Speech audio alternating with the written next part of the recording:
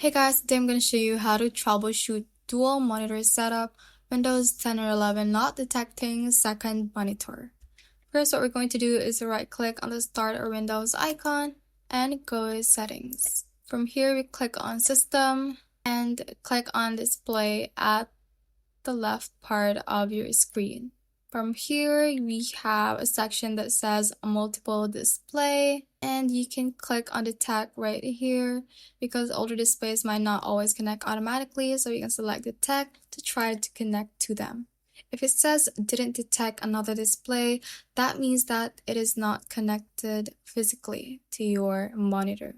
Next is you can click on advanced display settings, and you can see the displays right here to view or change the settings for it. If those steps didn't work, we right click on the start icon again and open up Device Manager. From here, we can select display adapters and open it, and your display adapter should show up. You might have Intel, AMD, or NVIDIA. From here, we right click on your adapter and click on Update Driver.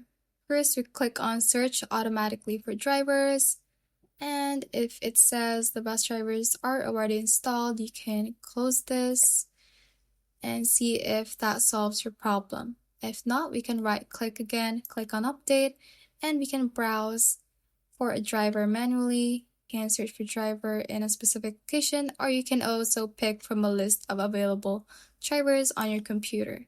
Click on that, and for example, you have a version you're currently using, you can select another version or another adapter. You can select it, click on next, and install that driver and see if that works. Also, we can right click on your adapter again, click on properties, click on the driver tab, and see the driver date. The date is pretty recent to me, so that most probably shows that it is the latest driver for my monitor adapter. And if nothing works from those steps, you can note the name of the adapter that you have and open up your browser.